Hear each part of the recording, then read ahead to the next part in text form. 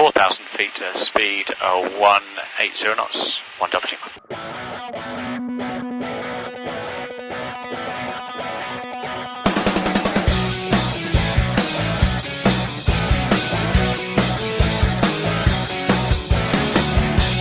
Hi, everybody. It is Natalie, flyGIRL Kelley, and... Hey, it's Fly Alyssa. Yay! And we are going to do a little recap episode of some of our previous episodes so we can kind of chat about our talks with these other women that we haven't really covered yet, and maybe we could talk a little bit about the live podcast that we did, and then talk about some exciting things coming up for next season. Hey. Yay!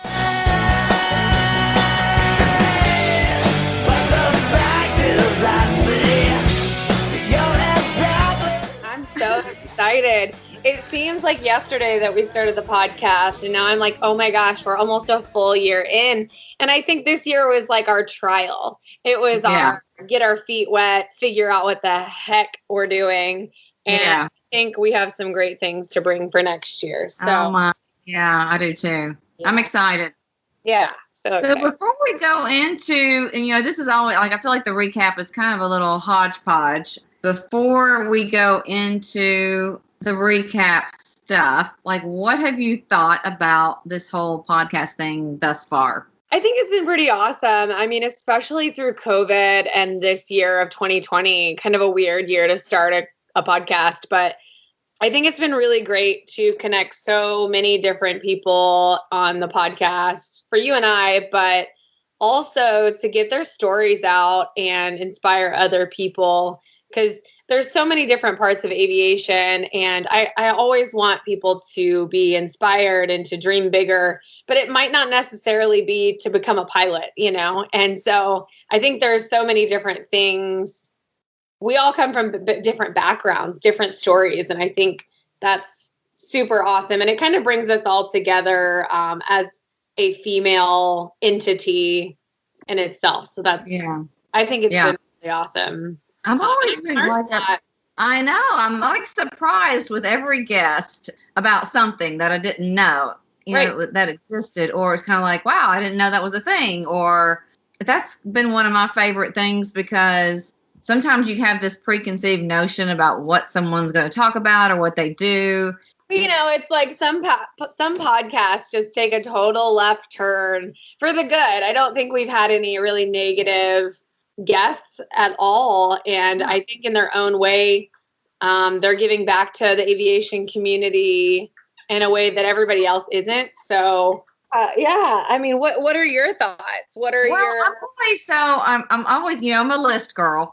So I've always got a list going of people I want to invite. Even at 3 a.m. Yes, exactly.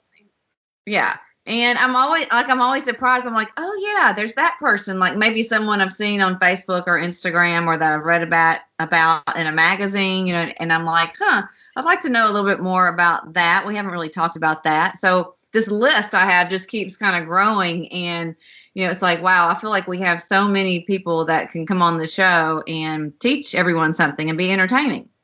You saying that, I feel kind of nosy now. Like I kind of, it's like we're diving into other people's lives. But I think for me, I like to know people's stories, because then that you're not alone in whatever journey you're on, but everybody's story is so different that you can't compare yourself to anybody. Yeah. So I think that's a key for me. And I like to put my stories out there, or my life out there, just because I never in a million years would have thought I'd be flying airplanes and like in this world. Yeah, I know. It's just so cool. And cool. So, yeah. So have you been flying lately, by the way, before we talk more? I think last flight I took was maybe our flight home from Nashville. Yeah. I'm thinking, we took the flight and we recorded with Elena. We had our girls getaway weekend, which was super fun, and some unexpected pop-in guests from Nashville kind of hung out with us. And that was so fun. And just to get, out of the house. And even if we're doing nothing, to be able to socialize with other pilots for me is enough. Mm-hmm. And so, yeah, I think that was the last flight. That flight made me definitely realize I need to get working on my instrument. Yeah. Just so I wasn't sitting there for hours, which I mean, I'm thankful. We flew, backstory, we flew from Nashville to Cincinnati, and I was headed from Cincinnati back to St. Louis in this little triangle.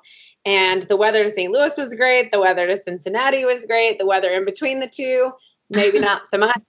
And so we knew it was going to pass and that it'd be okay. But it was just a matter of like waiting. And how it is. Like you're sitting at an airport and you're like, I think I can go. And then you literally walk out to the plane and you check the weather again and you're like, okay, now it says overcast at 1500. Yeah. I don't that's one of those get there itis things they talk about. Yeah. You want to go and it could be fine, but you just don't know 100%. And you're kind of like, nah, something's telling you just need to wait.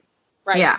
And I think for me, it's just that anxious, like waiting, like when is going to be the perfect time. It's not like, oh, I have to get back for anything. It's just that anxiousness for me. Yeah. And we were doing yoga in I know. Because it was a good FBO. That's a nice FBO. It's a nice little FBO, yeah. In Cincinnati. Was that Butler County? Yes. Uh-huh. I don't know if I ever shower. Did you see the shower? And they have a separate quiet room for pilots to take a little nappy. Been nice. Yeah. I'll have to tell you a funny story off air. Maybe we should have some funny bloopers that we should like release on here one day, but not today. Yeah.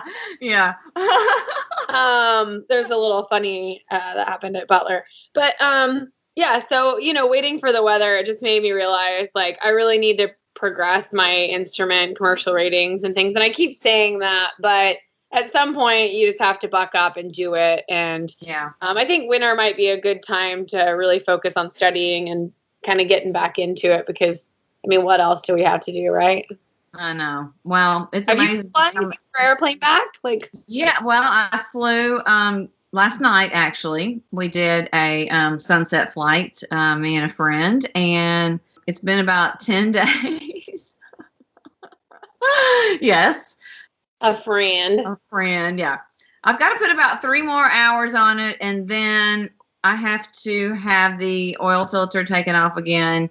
I don't know if I told you, but there was metal found in the oil filter. So I need to put about 10 hours, 5 to 10 hours on it and have that sent in again and do an oil analysis. And there's just things I need to make sure it's safe. Peace of mind.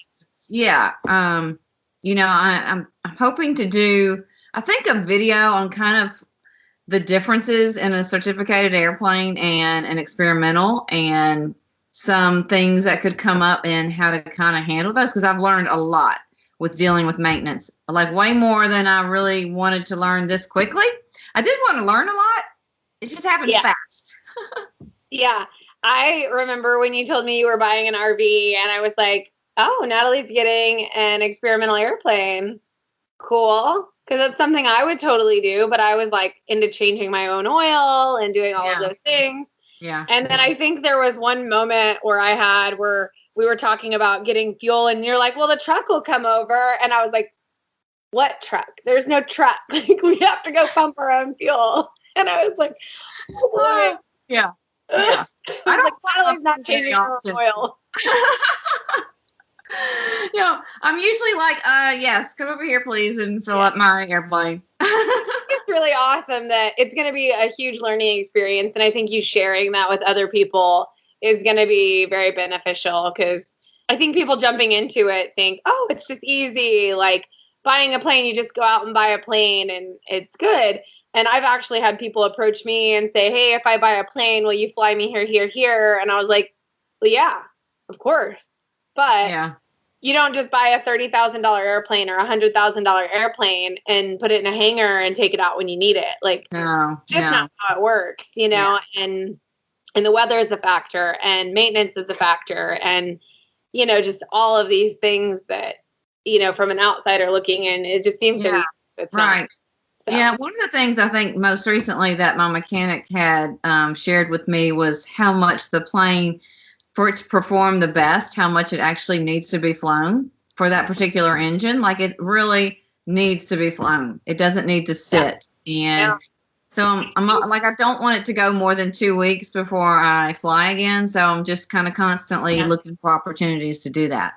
Absolutely. I think that engine, somebody else we were talking about, not your plane, but like before all of this, and they were talking about it, and they're like, those engines aren't meant to sit at all. I can't remember what the like typical run cycle was supposed to be like, but it was like pretty intense. Yeah, it is actually quite a bit. I was surprised, and I was like, "Whoa, wow!" I just can't imagine pilots fly that much, but I'm gonna do my best. I guess I'll just suffer. I mean, I'll just give it the old try. Yeah, right. I mean, just come over here, and I'll keep it for a couple months and try it out for you. Yeah, it's. I think ownership. We've talked about my ownership thing a long time ago, but that was so long ago. Feels like years ago, but it's a different world when you own a plane versus renting a plane, and experimental versus. Yeah, totally. So yeah, I think. Not everyone knows what to do with experimental, so you collect a lot of opinions, and you kind of have to make your own decision because they're all unique, I don't know about you, but 2020, I am tired of other people's opinions right now. So it's like, do you think more people are sharing their opinions because they have nothing else to do? I don't really know. I guess, yeah. And maybe it's very helpful, but then sometimes I think, especially in the aviation, I get overwhelmed with opinions. What you should do or what you should own or what you should, you don't know a person, like you'd be like, oh, well, you should buy an RV8. And I'm like, okay, well, why? Well, you have to give me those answers, but everybody has their own reasoning. Because I've even been thinking lately, like, okay, legitimately, if I had to own an airplane again, what would I buy? Or if I wanted to own an airplane, because, and what would be its purpose? Because you know as good as I do that every airplane has a purpose. Right. It's not like you don't buy a biplane to be traveling around the United States. I mean, I might try it, but it's not going to be the most comfortable, efficient. Yeah. Right. So yeah, it just depends. There's so much to it. That's the problem. There's so many different things I want to do with flying. I need like 4 different airplanes. Right. Maybe need is a strong word. I have a good idea. Why don't we buy a huge hangar, build these like apartments within the hangar, or buy like 4 hangars that like connect somehow, put locked apartments above them, and then the 4 aircraft will be a club. I'll own something, you'll own something. We'll all own a different aircraft. Yeah. We'll put all our money in and own these 4 aircraft. And we'll just have like a sign-up board or online. We can just fly whichever one we want. Right. Take whatever. I mean, this is the best idea I've ever had. Right. Where is it going to be located? I mean, I don't know. We could even have 4 in different states.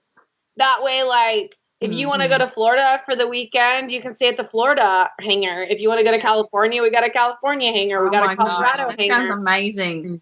I mean, this is the best idea since sliced bread. Just saying. You're right. They have those luxury clubs. Airbnb for aviation. Totally. Yes. Yeah. I agree. Start that up and I'll sign up. I'm going to need somebody to support this with money. Yeah. Taking resumes. Let's talk about our guests. Well, first, let's talk about our fly-in because we really didn't talk much about what that was. A girlfriend and I decided to, her name was Stephanie, to put together kind of a weekend and invite a bunch of female pilots to come. And we were trying to decide where to do it. And she wanted to do it in Nashville. I wasn't really wanting to do it in Nashville because I lived in Nashville. So it wasn't like super exciting to me. Somewhere new. Yeah. Yeah, so I said, okay, this sounds fine. We'll do it in Nashville. We'll stay at the Opryland Hotel because they have a lot of stuff there, to do. And it was done. I was like, okay, I don't really care. It's fine. I get to see everybody. And then she was not able to come. I know, that was such a bummer. I was like, wait, she's not coming? Yeah. So, Yeah. but that happens. We all know how that goes. Oh, and totally. especially right now. And, I thought it was so ironic. It was funny that it worked out. Yeah.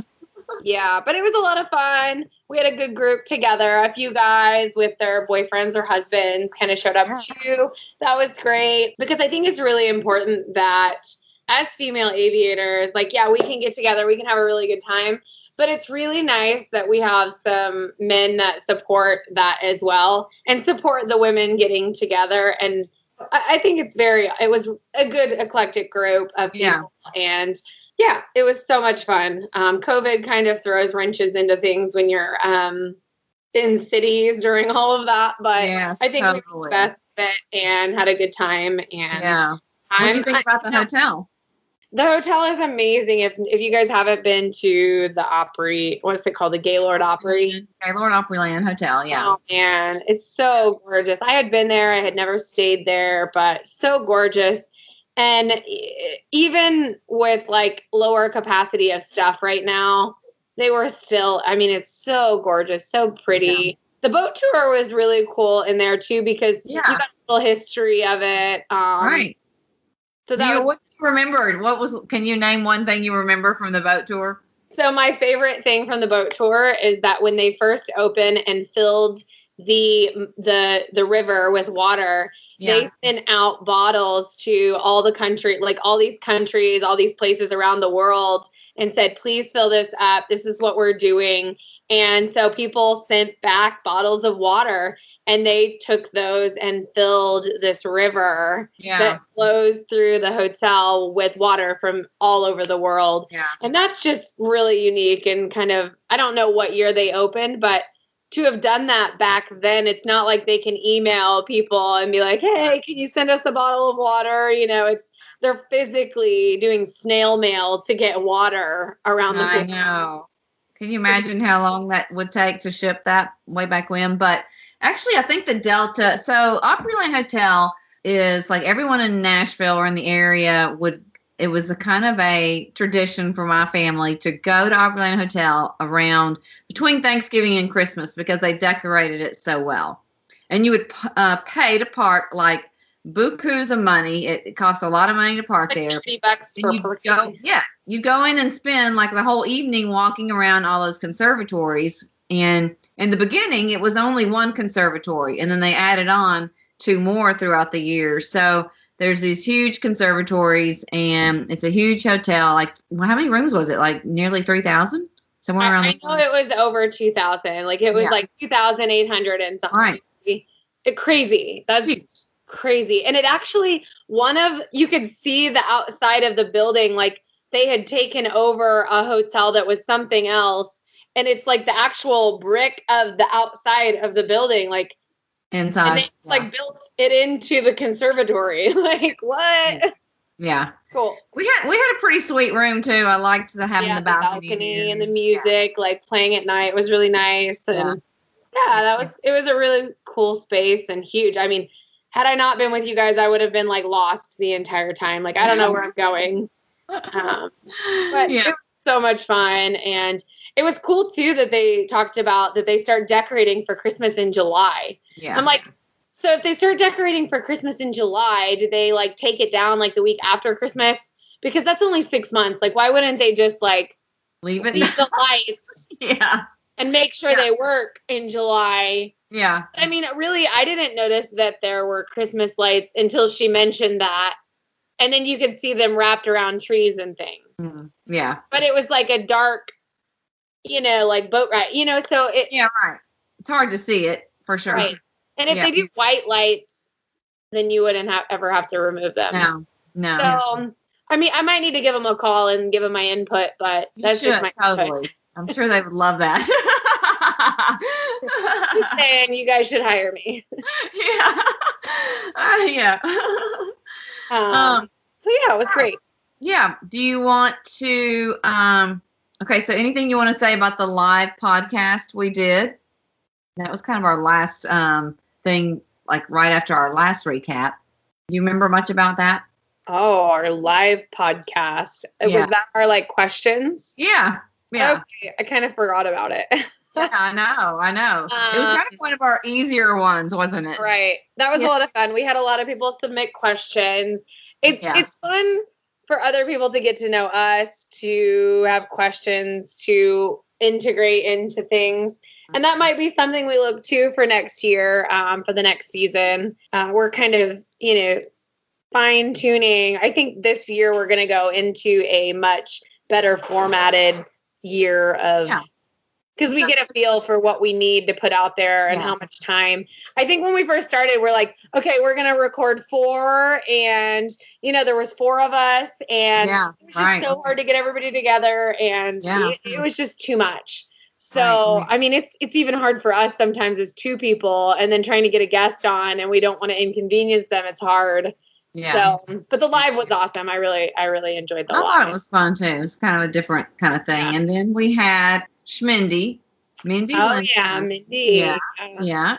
We all want her job and her name. I know. How can we make that happen? I don't know. Maybe as an assistant. Right. Does need an assistant, but I mean that would require we work more. So I don't know if I can do any more work. I know.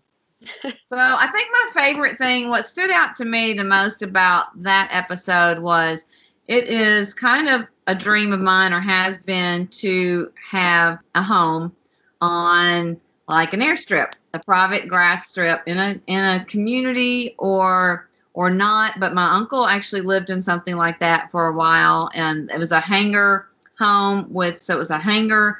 I think he had like 4 planes in there, and then his home was attached to it. And it was kind of modern home, very simple. And I just thought that was the coolest thing. And I've always kind of wanted to do it. And then when we talk to people that actually live like that, I think, why can't I do that? Why, if I want to do it, then why not? I mean, absolutely. I mean, there are reasonable. I mean, it's just harder when you're, okay, say you have to be 30 minutes from work or an hour from work, and location is key. But if you can work remotely and you don't really care, you can have, there's a lot of options out there.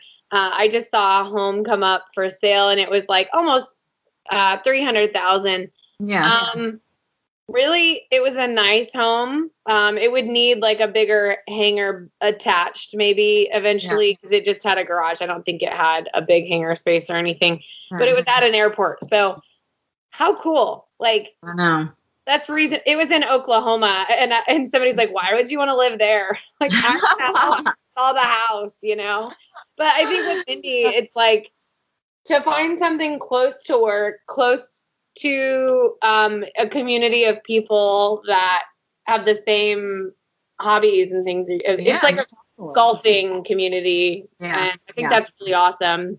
Yeah, I agree. And there's quite a range. If you got on online, you can find there are some communities. There's a lot in Florida, but you can get like a condo in a community like that for a smaller amount of money, and then you can go all the way to like millions with these hangar homes. Yeah, and there's all kinds of options as far as you could have a communal hangar, you could have apartment inside of your hangar. You could have a huge house with a hangar attached. You could have what's the place in Georgia where Mindy lives? It's not where Mindy lives, but Peach, like Peachtree or no, not Peachtree. So Peachtree looks awesome. I really want to visit there. But where Val, they have a place. Heaven's Landing. So Heaven's Landing, like their hangars are dual level, which is insane to me because it's like the lower level and then you go up and it's like the second level. So that's super cool. But I've never been there, but I'm just thinking like, okay, so your house or cabin can be separated from your hangar space. Yeah. And that's not a terrible thing either. Like it's a golf cart ride over to your hangar. So still like you're within the vicinity of your airplane. Yeah. So I think that's kind of cool too. So there's so many options out there. It's just really location of where you want to live. And right. So I'm like, I was telling Valerie, who happened to be on this trip with us in Nashville, that I'm like, I am coming over to Heaven's Landing at some point. As soon as I know my airplane is 100% like reliable and there's so many places I want to go, and that is one of them on the top of my list. But I think it would be so cool. It looks so beautiful, and there's a lot of aviation communities in Georgia, it seems like. I have been telling Lee that we met at Atlanta that I was moving in with him and his wife and children, and that I was going to be their stay-at-home, like, au pair or nanny. Yeah. I would just live in their hangar. And do they live in a hangar home? So they live on an airstrip, and it's not too far from Mindy. They were just on Instagram today, actually. Okay. Yeah, so their place is gorgeous. Their hangar is big enough to fit another airplane in there for me. And Camilla, his wife, she's like goals. She's like the best wife ever. Love her. So was he the one that joined us at the restaurant that night? He's Australian. He's the Australian. I didn't meet him in Nashville. Not Nashville, in Atlanta. Oh, at the Atlanta Aviation. Hangar 145. Yeah. Yeah. Okay, I know who you're talking about. All right. Yeah. He has the 195. Yep. So I have a little crush on that family, and I'm moving in with them. Yeah. Good. I can't wait. I'll come visit you. They both that I could move in, so I was like, so that's a yes. Let's talk about my move-in date. Yeah. Let's talk real numbers here, guys. Yeah. But yeah, Mindy was really great. Really enjoyed having her on. I think her job is super awesome. I think everybody would love to have that job. Yeah. And I think she does it well, and you can kind of do it remotely, but I think, they do demos and that kind of thing. It's pretty cool. Yeah. I was a little disappointed knowing she just fell into it, I know. There's no secret formula. Yeah. There needs to be some formula, but if there was a formula, everybody would be doing it as well. So true. Well, good for her. I hope she outside of the box. Yes, I know. So happy for her. We kind of had a spur of the moment podcast with Elena. Yeah. I think it was probably best for her that we did it on the spot, because Elena's like I am, and if I overthink things, I get a little anxious, and I think Elena doesn't know how awesome she is to bring that out of her and like get this side of her that I haven't really known. It was so much fun to travel with her. Inviting her was probably my favorite part of the trip. That's why I love aviation so much. It's something that I can share with somebody else that might not have that opportunity. And she's like, I don't remember the last vacation besides like Oshkosh, and that's work, Yeah, right. That we've been on. And, to do this was a huge thing for her. And I just think of it as like, oh, it's just popping down to Nashville. We're going for the weekend. Not a big deal. But for somebody, it's a really big deal. And that was so much fun to be able to share that with her. And I was like, well, Elena, you're getting all the experiences to Nashville. You get blocked in for weather. So we did yoga in the FBO. You're getting that experience. Yeah. You get to meet a ton of people. You get to fly to lunch to, Chattanooga. Yeah. We had a good time. And I felt a little bit guilty because Lee was like, hey, do you guys want to switch up? Elena, do you want to fly the plane? And she's like, no, I'll let her. I mean, Elena is so laid back, easy. Yeah.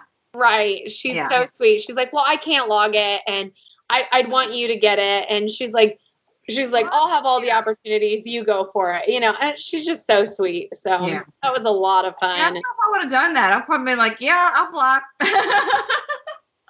Me too. Sorry, guys. Yeah.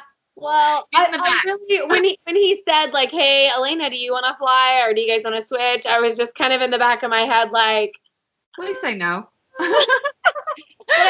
But I did turn around and say, Elena, like, you have to take opportunities like this, because, this is how I've gotten a lot of my opportunities, is just being in the right place at the right time. And so I'm like, just, she's like, no, I'll get my chance. And she's just so sweet and laid back. And so much fun.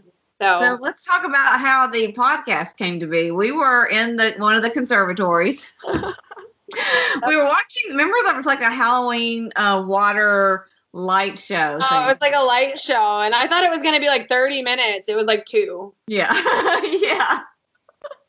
All these people were waiting to watch the show, and it lasted for like. We just brought the wine to hang out. Yeah. We each had our own bottle. And we were sitting there pretty much, then everybody kind of started wandering off after the show. We're sitting there alone, drinking our bottles of wine. And it was kind of like, why don't we go do a podcast, Elena? And be comfy in our room. So we just wandered back to the room with our wine and got back there. And I think it was just super fun. I think I was I know I was a lot tired. Yeah. And I remember being a little bit cranky that we were doing it. I was like, we need to get this done, and this is a perfect time. But sometimes I have to pull myself up and like, okay, you're going to do this, Alyssa. Like, but I just wanted to put on sweatpants and lay in bed. Well, I did too. I was the same way. I felt like I would have loved to have not done it, but I was like, I don't know when we'll have a chance to do it again, and we're here. Right. And why not? So... yeah. So we did. There's so much more I'd like to know about what she does. I think before I even knew her. Definitely come over and we'll go visit. It's literally when you go to her house, it's like you hear banjos playing. It's out in the middle of nowhere. It's beautiful. She's a country girl. Yeah. You know, they have animals. They do 4-H. That's amazing. Right. She's such a good mom. After her podcast, I was thinking, I wonder what the percentage is of people in aviation or a part of aviation that had someone growing up that was in aviation. Yeah. Because, what is the percentage of having that to not having that? Because I've met a lot of people that didn't have anything, and this is just like their dream, but I feel like there's somebody that was connected to them that put this in their brain. And so that makes me want to like spread it even more, spread these seeds of, Yeah, I just like the whole thing because what she does, like whenever I would think of ordering a propeller, like I would think either it comes from a big factory or I would think that a wooden propeller somebody made. Can that really like help you fly an airplane? I've thought that. I was like, I love you, Elena, but I'm going to have somebody else fly this to make sure it's not going to come apart. Yeah. Although, they made wooden propellers and that was kind of how they were for way back when. But it's like, I always see them as like decorative and not really functional anymore. And then it's like, so she's like a badass because she's a female. Totally. She's running this business. She's artistic. Yeah. Business.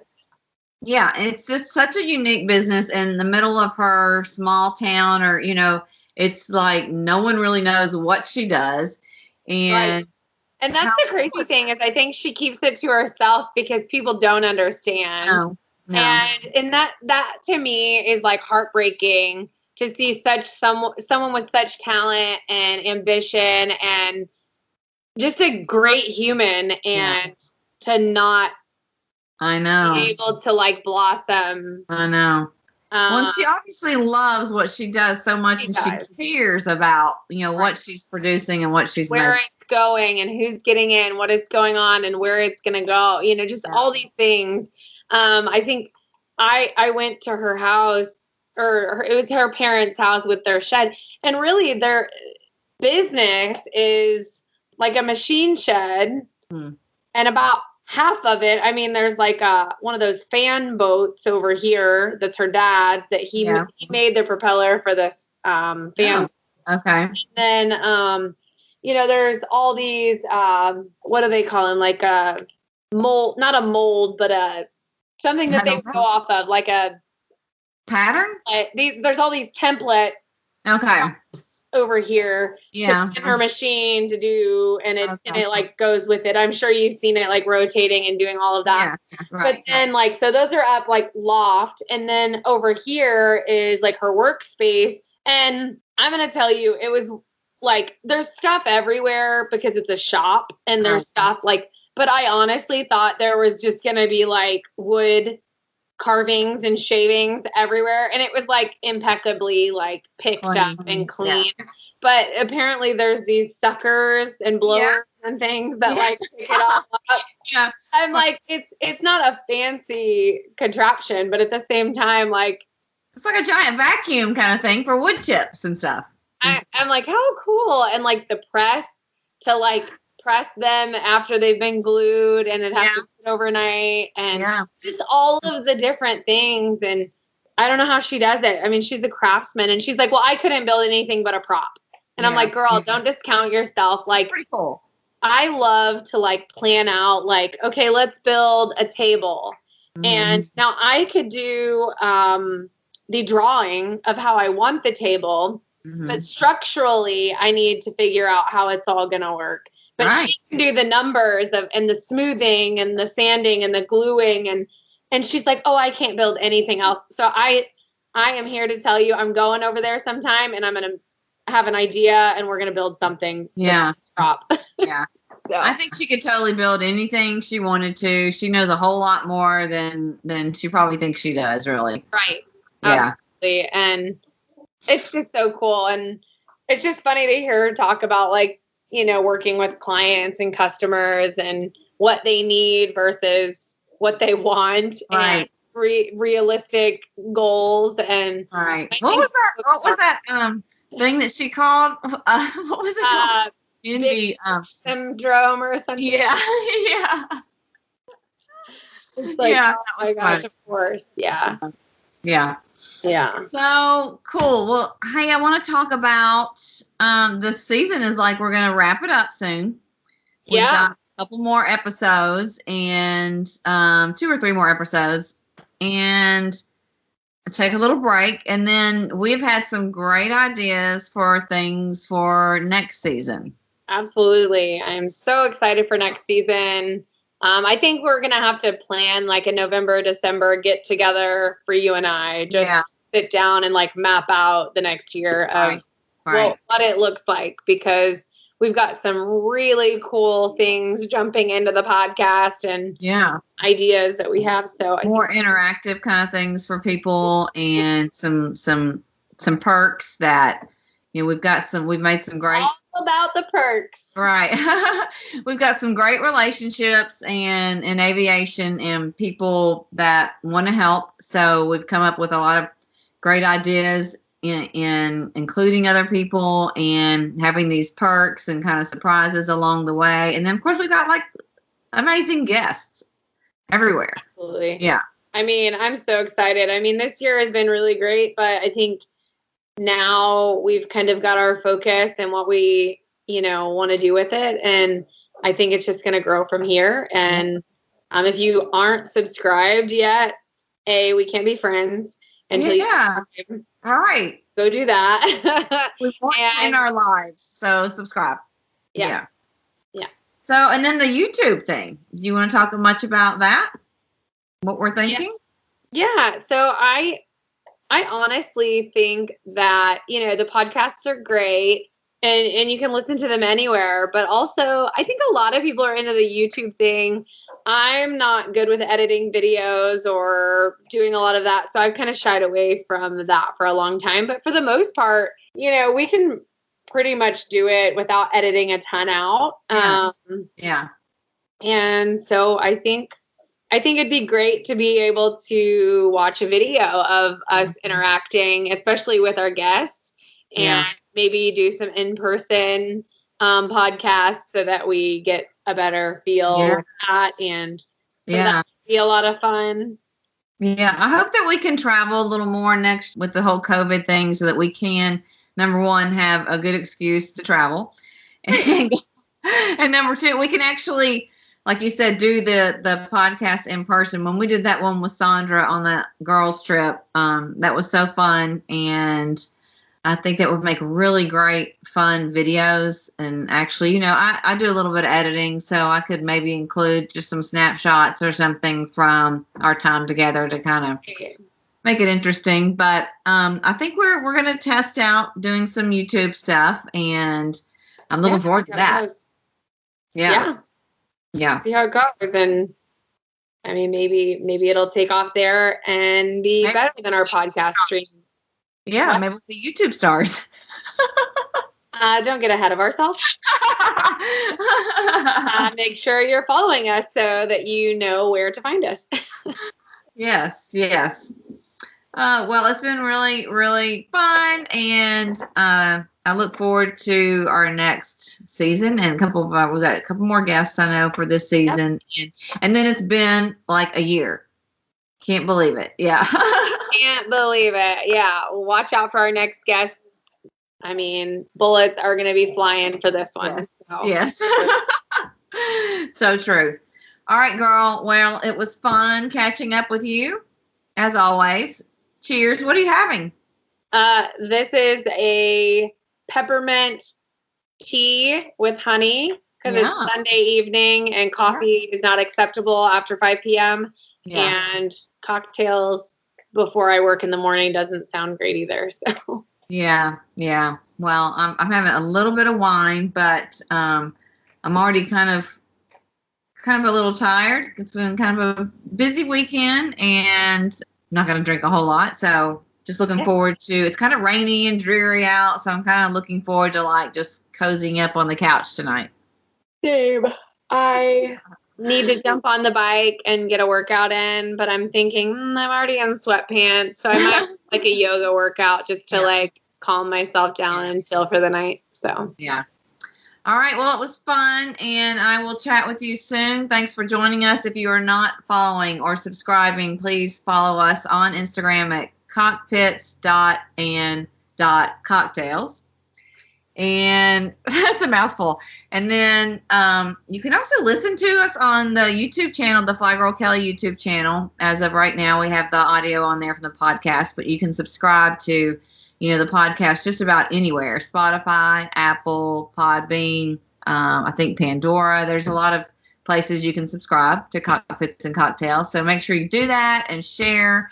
And if you have a great idea or something that you want to talk about, then send us a message on Instagram, and we will definitely do our best to make that happen. All right. Thanks, guys. Have a wonderful day. And this is Cockpits and Cocktails. Cheers. Cheers. You've been listening to Cockpits and Cocktails with your hosts Natalie flyGIRL Kelley and Fly Alyssa. Subscribe wherever you get your podcasts and join us next time for a lively discussion on aviation, aerospace, the air travel industry, and all things flight related. Aerospace and the air travel industry. Let it go to my head, I should let it